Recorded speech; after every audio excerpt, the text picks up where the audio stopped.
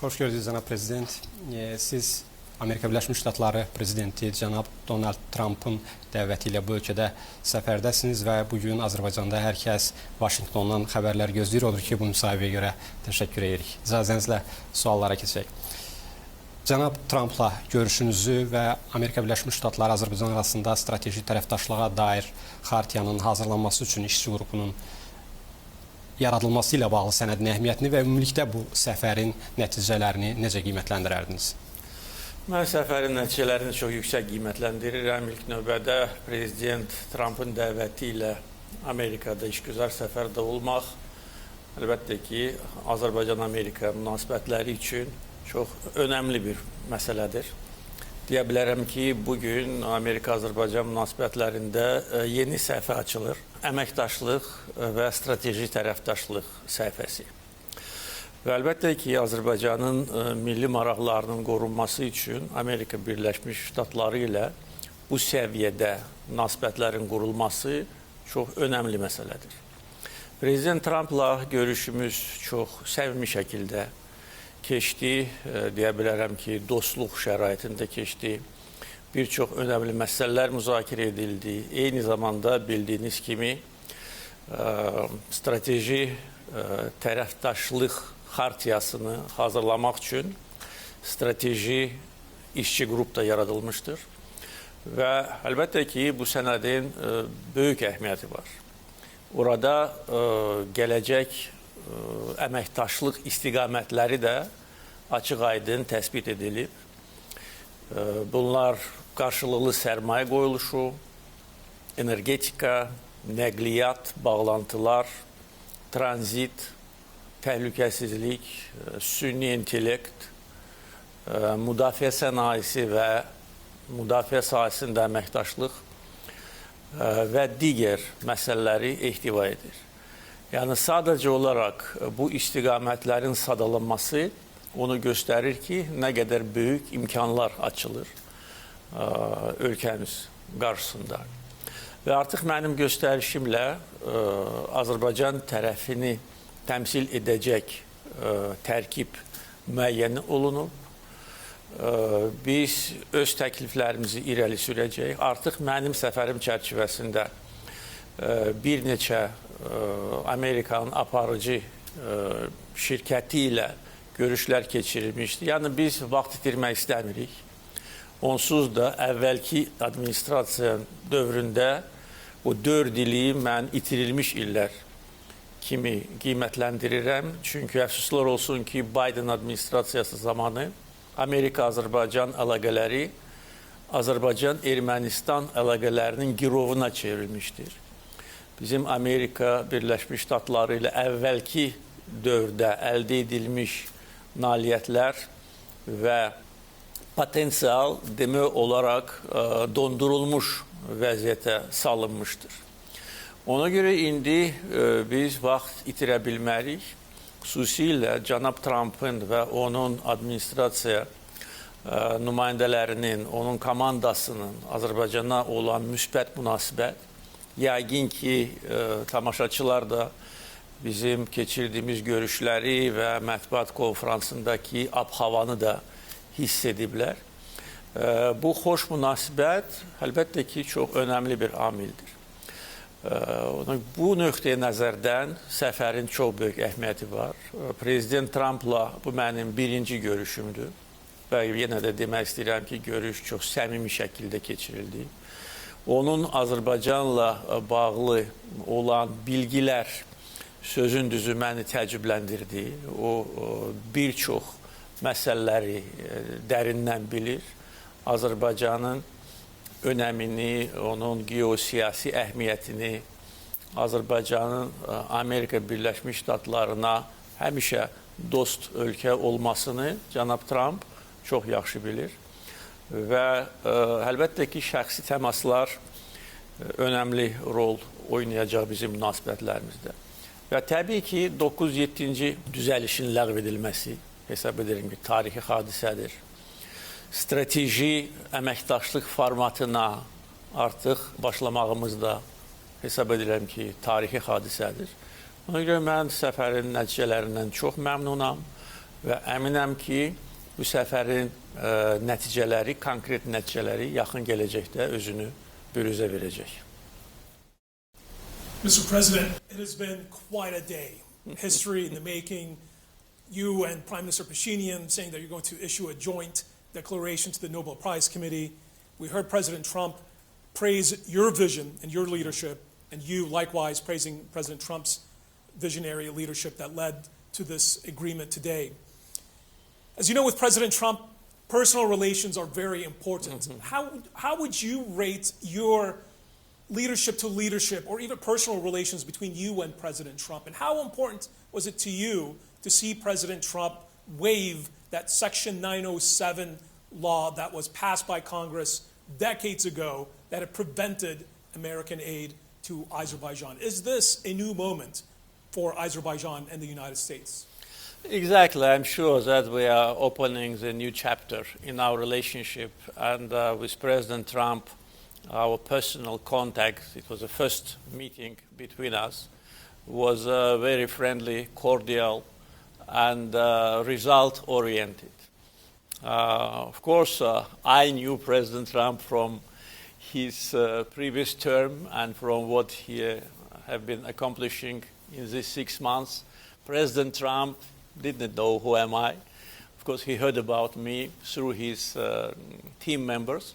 But of course, my personal attitude to President Trump always was very positive. And even last year, in the middle of last year, when I was asked about elections in the United States, I said what I thought.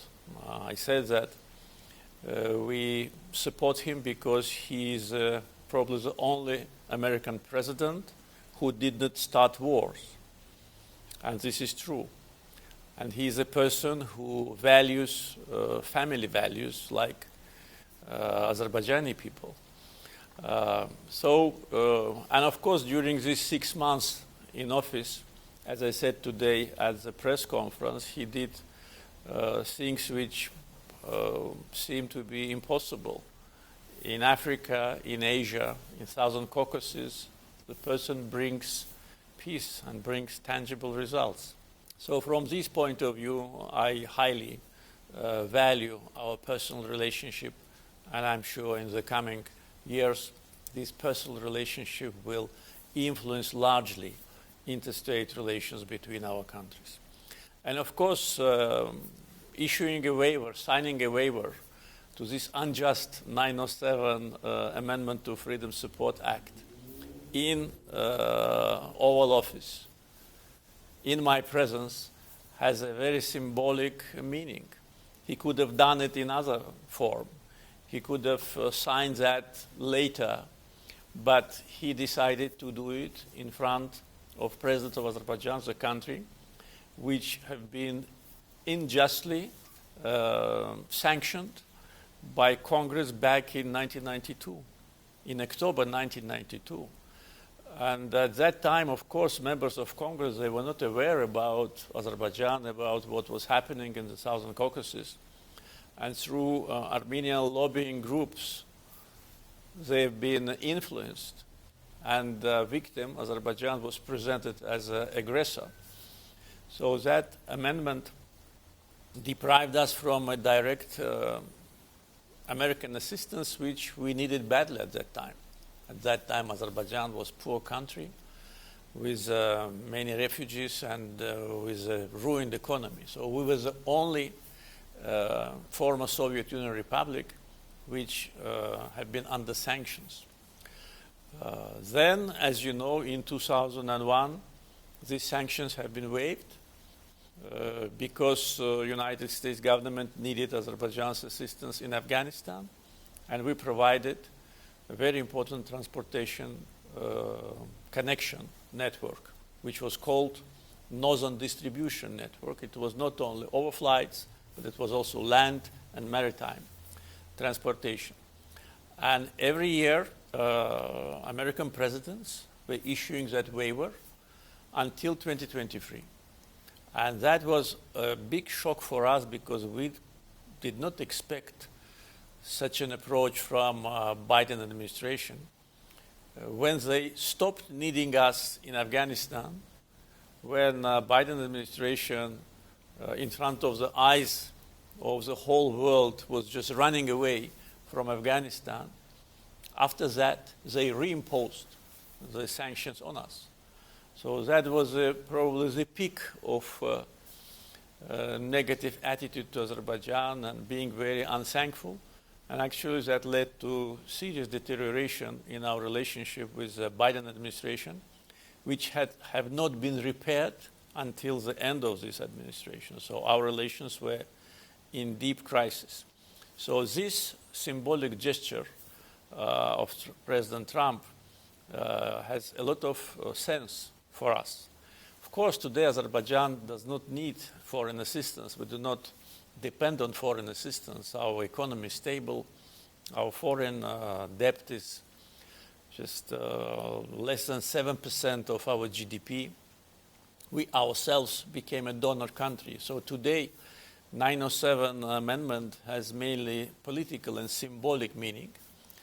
And this demonstrates that this injustice no longer is around. So this was a very important political gesture on behalf of the president, and along with signing today in his office the creation of a strategic working group to develop a charter on strategic partnership. These two important events happened today. That's why I consider 8th of August a historic day in our interstate relationship, which will have a very positive implication for the whole region. And definitely what happened today between Azerbaijan and Armenia also will be very important for the whole region, for all those who want peace, stability, and prosperity in the Southern Caucasus. Cənab Prezident, bugün imzalanan sənədlər, çox önəmli sənədlər imzalandı. Hamıya yaxşı məlumdur ki, 2-ci Qarabağ müharibəsində zəfərdən sonra sülh müqaviləsi təşəbbüsünü məhz Azərbaycan irəli sürmüşdür. Bu baxımdan bugün imzalanan sənədlərin əhəmiyyətini necə şərh edərdiniz? Bəli, 2-ci Qarabağ müharibəsi başa çatanda deyə bilərəm ki, Ermənistan-Azərbaycan gələcək əlaqələri və təmasları sahəsində bir boşluq yaranmışdır, bir vakum yaranmışdır. O vaxt hələ fəaliyyət göstərmək istəyən ATƏT-in Minsk qrupu da demək olar ki, iflic vəziyyətinə düşmüşdü. Çünki onlar da bilmirdilər ki, nə etmək lazımdır. Çünki Azərbaycan bütün məsələləri beynəlxalq hüquq çərçivəsində özü həll etmişdir.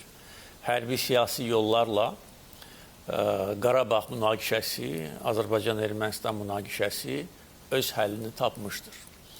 Və məhz Azərbaycan o vaxt gələcək baxışlarını ortaya qoydu. Yəni ki, bu boşluq çox davam edə bilməz. Yəni Azərbaycanla Ermənistan arasında sülh müqaviləsi olmalıdır və onun təşəbbüskarı qeyd etdiyiniz kimi biz olmuşuq. O təşəbbüsü biz irəli sürəndən sonra yenə də cavab heç yerdən gəlmədi. Onda biz məlum əsas 5 prinsipi ortaya qoyduq və bunun üzərində sülh sazişinin mətnini də biz hazırlamışdıq. Və bildiyiniz kimi ondan sonra danışıqlar prosesi başlamışdı bizim təşəbbüsümüzlə.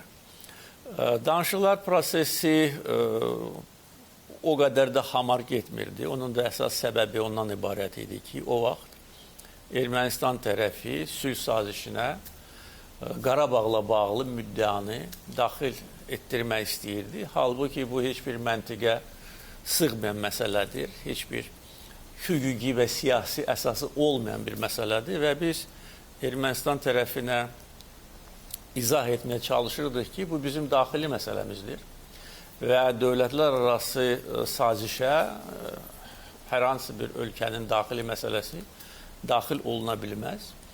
Ancaq buna baxmayaraq Ermənistan təkidlə öz mövqeyindən geri çəkilmək istəmir. Ondan sonra yadınızdadır yəqin ki, Brüssel görüşləri keçirilmişdir. Avropa İttifaqı Şurasının prezidentinin təşəbbüsü ilə. Ancaq yenə də əsas fundamental məsələ imkan vermirdi ki, tərəflər bu məsələdə razılığa gəlsinlər. Yalnız 2023-cü ilin antiterror əməliyyatından sonra Ermənistan artıq reallıqlarla barışmalı oldu və ondan sonra demək olar ki, fəal danışıqlar prosesi başlamışdır və artıq neçə aydır ki, tərəflər bəyan etmişlər ki, sülh sazişinin bütün maddələri artıq razılaşdırılıb. Və bu hesab edirəm ki, Cənubi Qafqaz üçün çox önəmli tarixi məsələdir. Və bugün Ağ Evdə paraflanan sülh sazişi əminəm ki, artıq bölgəyə sülh gətirir. Təbii ki, Ermənistanın, necə deyərlər, ev tapşırıqları da var. Bildiyiniz kimi, onların konstitusiyasında Azərbaycana qarşı ərazi iddiası məsələsi imkan vermədi ki, bugün sülh sazişi imzalansın. Amma bu dəyişikliklər ediləndən sonra artıq sülh sazişi istənilən vaxtda imzalana bilər. Amma bugün mən bəzi suallara münasibətimi bildirəndə dedim ki, bir halda ki, Azərbaycan və Ermənistan rəhbərləri bu paraflamanı Ağ Evdə etməyi qəbul ediblərsə, deməli, hesab etmək olar ki, artıq bölgəmizə dayanıqlı sülh gəlib və bu hesab edirəm ki, həm Azərbaycan, həm Ermənistan, həm bütün bölgə üçün xüsusi əhəmiyyətə malik olan məsələdir. Ona görə bugünkü gün o cümlədən buna görə tarixi gün sayıla bilər. Həm Azərbaycan-Amerika ikitərəfli münasibətlərinin inkişafında atılan addımlar, həm Azərbaycan-Ermənistan normallaşması işində atılan addımlar və birgə bəyannamənin qəbul edilməsi, imzalanması və Amerika prezidenti, dünyanın ən qüdrətli dövləti olan Amerika prezidentinin buna dəstəyi və şahidlik etməsi, yəni ki, bu bir daha bu sazişin önəmini göstərir. Çünki mən bugün qeyd elədim mətbuat konferansında, biz dünyanın bir nömrəli paytaxtında, dünyanın bir nömrəli ofisində, dünyanın ən qüdrətli prezidentinin iştirakı ilə bunu etdik və əlbəttə ki, hər kəs başa düşür ki, bunun nə qədər böyük əhəmiyyəti var. Həm ölkəmiz üçün, həm bölgə üçün, həm geniş coğrafiya üçün biz müharibə yolu ilə haqq ədaləti bərpa etdik. İndi də buna siyasi müstəvidə nöqtəni də qoyduq. Cənab Prezident, Vətən müharibəsindən sonra sülh müqaviləsinin imzalanması üçün Ermənistan qarşısında bəzi şərtlər qoymuşdunuz. Onlardan birincisi ATƏT-in Minsk qrupunun ləğvi ilə bağlı idi, hansı ki, bugün Azərbaycan və Ermənistan Xarici İşlər Nazirlikləri ATƏT baş katibinə bununla bağlı müraciət imzaladılar. İkinci şərt Ermənistanın əsas qanunundan, konstitusiyasından Azərbaycana qarşı ərazi iddialarının çıxarılması ilə bağlı idi. Bu, indiki halda nə qədər real görünür? Məncə tam real görünür. Çünki birinci onu deməliyəm ki, bizim bütün şərtlərimiz tam məntiqli, əsaslı və qanuna uyğundur. Müxtəlif mərhələlərdə Ermənistan cəmiyyətində və hakim dairələrində belə bir fərziyyə irəli sürülürdü ki, sanki Azərbaycan Ermənistanın daxili işlərinə qarışmaq istəyir və hətta danışıqlar zamanı dəfələrlə belə bir məsələ qaldırılmışdır. Bizim isə mövqeyimiz ondan ibarət idi ki, bu cürə qəbul edilməməlidir. Bu birbaşa bizə aidiyyəti olan məsələdir. Bizim ərazi bütövlüyümüzə olan açıq tələbdir, iddiadır. Ona göre bu düzeliş edilmeden sülh sazişi imzalana bilmez. Bizim mövqeyimiz her zaman ardıcıl, məntiqli, əsaslıydı və biz öz mövqeyimizdən geri addım atmamışıq. Çünki heç vaxt qeyri-real və qəbul edilə bilməyəcək şərtlər də qoymamışdıq Ermənistan qarşısında. Amma nədənsə Minsk qrupunun ləğvi ilə bağlı bizim əsaslı təklifimiz mənfi reaksiya ilə üzləşirdi. Halbuki dəfələrlə biz izah etməyə çalışırdıq ki, bir halda ki, Ermənistan Azərbaycanın ərazi bütövlüyünü tanıyır. Bir halda ki, artıq Ermənistan özü deyir ki, Qarabağ Azərbaycandır. Minsk qrupunun de jure qalması tamamilə məntiqsizdir. Onsuz da o öz funksional mahiyyətini itirmişdi. Və biz heç vaxt imkan vermərik ki, bu hər hansı bir formada canlansın, yaxud da ki, hansısa başqa formaya minsin. Ona görə bugün sülh sazişinin paraflaması və Minsk qrupunun ləğvi ilə bağlı bizim müştərək müraciətimiz, hesab edirəm ki, o birinci maneəni aradan qaldırıb və yenə də deyirəm, bugün bu paraflanma Ağ-Evdə baş tutdu. Ona görə mən şübhə etmirəm ki, Ermənistan konstitusiyası dəyişiləndə və Ermənistan tərəfi özü bunu bildirir ki, belə dəyişikliklər edilməlidir. Azərbaycana olan ərazi iddiası oradan çıxarılacaq. Əks təqdirdə bu birinci növbədə Amerika Birləşmiş Ştatlarına hörmətsizlik olacaq. Çünki hər kəs bilir və bizim mövqeyimiz demək olar ki, bütün aparıcı beynəlxalq aktorlar tərəfindən, o cümlədən Amerika Birləşmiş Ştatlarından anlayışla qarşılanır. Çünki sülh sazişi imzalananda hər bir məsələ öz səni tapmalıdır və bizə qarşı olan əsassız ərazi iddiası oradan çıxarılmalıdır. Ona görə mənim bu məsələlərlə bağlı şübhəm yoxdur. Yenə də deyirəm, bunun nə vaxt olacaq, bu Ermənistan öz işidir. Biz burada hər hansı bir təklif irəli sürə bilmərik. Ancaq mən hesab edirəm ki, nə qədər tez olsa, o qədər yaxşıdır. Çünki vaxt itirmək məncə lazım deyil. Bir halda ki, artıq Azərbaycanla Ermənistan sülh sazişini paraflayıb, onun rəsmi imzalanması da çox çəkməməlidir. Mr. President, your arrival here in Washington, signing this peace deal meeting with President Trump, has introduced you and Azerbaijan for millions of Americans who, for the first time, are being introduced to you in Azerbaijan. They perhaps don't know where Azerbaijan is or have certain misconceptions. Yeah. How would you respond to some of the concerns among some in the American media and in the think tanks, concerns about will Christians be protected in Karabakh?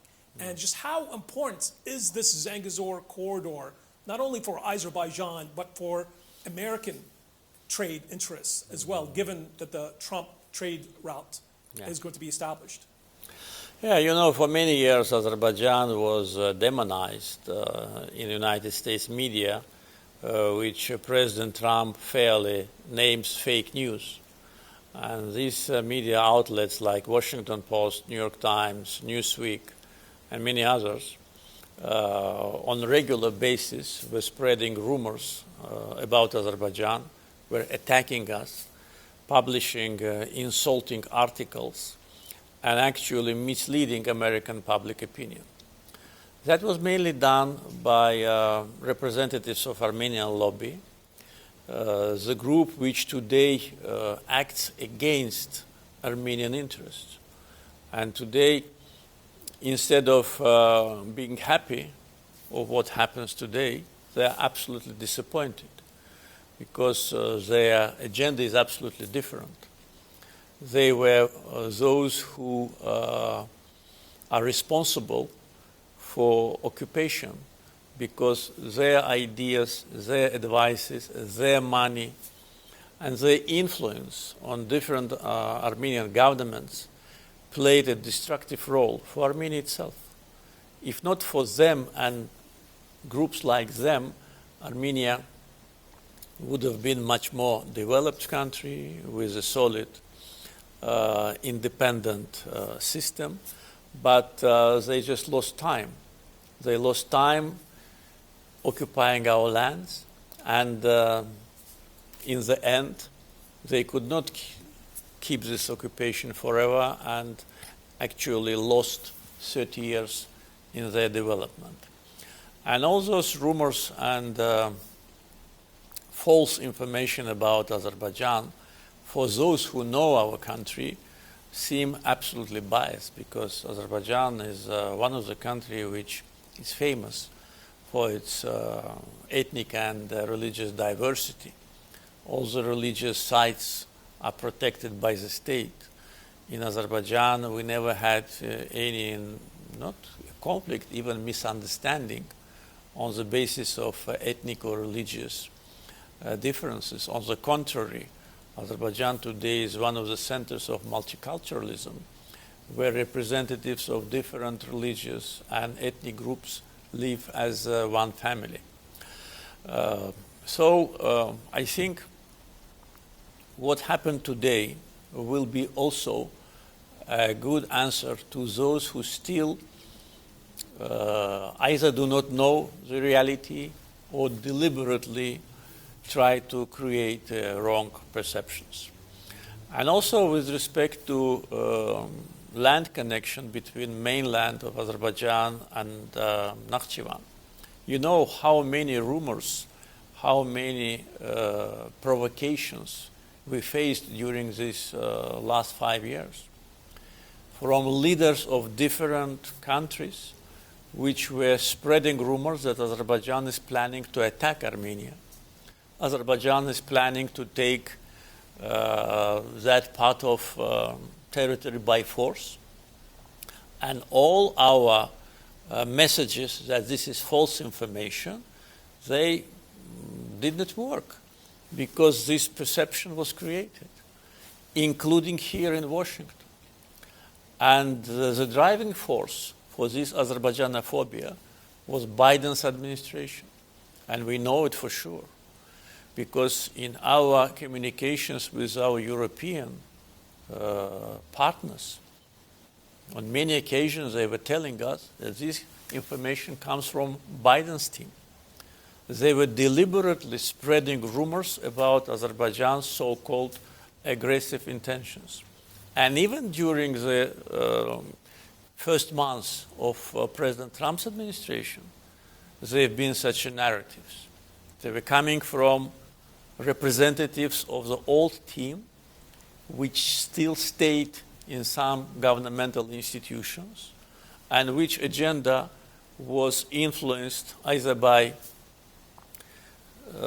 NGOs like Human Rights Watch, Freedom House, these Azerbaijani haters, or by USAID or Radio Liberty, which President Trump very successfully eliminated and just saved the world from this disaster, which is called USAID. So this was for us a kind of a challenge just to explain that this is wrong. So we had to explain that we don't have these intentions. And what happened today when in joint declaration, which was signed by Armenian Prime Minister and myself and witnessed by President Trump, there is a provision exactly reflecting our position: unimpeded access from main part of Azerbaijan to its Nakhchivan Autonomous Republic. It is written there, and with the sovereignty of Armenia. So what we wanted to have unimpeded access from one part of Azerbaijan to another part of Azerbaijan. And by the way, this was also obligation of Armenia signed by them on the 10th November 2020. And for 5 years, there was no progress. For 5 years, there was no physical work on the ground. During these years, we almost brought the railroad to Armenian border.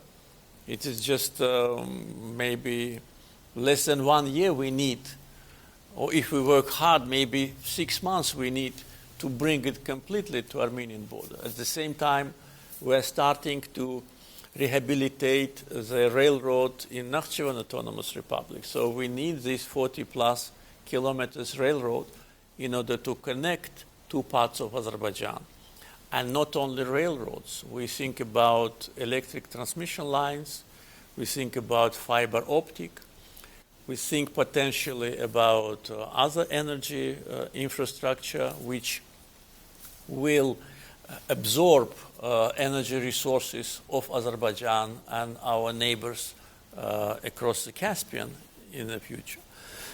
So all this, first of all, totally dismantles all anti-Azerbaijani narratives which have been cultivated by Biden's administration and those political infrastructure which was in their disposal, media, NGOs, USAID, and some corrupt politicians like Menendez, who is today behind bars for corruption, Adam Schiff. I just learned when I arrived that the Maryland prosecutor opened a criminal case against Adam Schiff for mortgage fraud. You know, these people were attacking Azerbaijan on a regular basis. Menendez, Schiff, Peloni, Pelosi, Sherman, Markey, and others. Christopher Smith. All these people, they hate Azerbaijan. I don't know why. Probably because the Armenian lobby pays them for that. And they were a group of serious political figures which were working against Azerbaijan on a regular basis.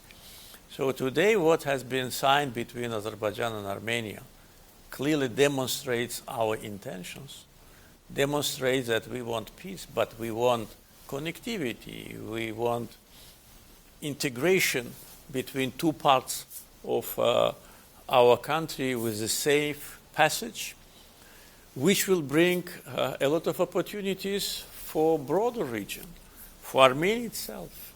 And at one of the meetings with Armenian Prime Minister, I said that Armenia will have a chance to become a transit country. I said, you don't know what to be a transit country, you are not. And you can be transit country only through Azerbaijan. Without Azerbaijan, there is no way to be a transit country. And you will see the benefit of being a transit country. We are trying to be a stronger transit country. We want corridors which are crossing our territory to be more engaged in cargo transportation. This brings money, this brings jobs, this brings political leverage. So these are opportunities which Armenia deprived itself for many years. So this transportation route, Trump route for international peace and prosperity, TRIP abbreviation, will be another historical achievement. But again, as I said before, we should not lose time. We need to engage as soon as possible. United States will be managing this facility.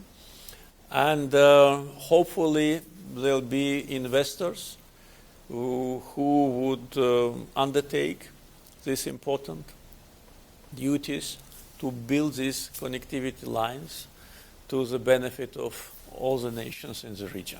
Do you see more American investment in energy, given we saw Chris Wright was at that meeting at the historical signing ceremony, of course the MOU signed between SOCAR and Exxon? Definitely. Yesterday, this MOU on collaboration between Exxon and SOCAR, I'm sure will result in a substantial project. I don't want to say something in advance, but there is a high probability about the big oil discovery in Azerbaijan. As you know, Exxon is leading energy company of the world and has a great experience in modern technologies, and also has a big experience working in Azerbaijan. Exxon joined our project of Azeri-Chirag-Güneşli in 1994. And signing ceremony yesterday here with the participation of Special Envoy Mr. Witkoff and Deputy Secretary of Energy of the United States and myself actually demonstrates that we believe in the future of this project. Believe me, if we didn't believe, we wouldn't have participated at the signing of MOU. I participate at MOU signings in a very rare cases. I sometimes participate at the signing of the contract, but this is MOU.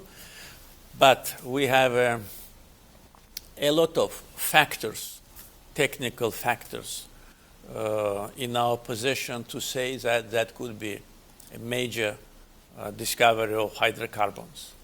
And due to President Trump's vision and policy today, fossil fuels, which have been discriminated unfairly for the last maybe decade or even more, today fossil fuel is back on track. And our team was here in negotiations with international financial institutions, with Exim Bank of the United States, with potential financing in fossil fuel projects and in transportation, hydrocarbons transportation infrastructure.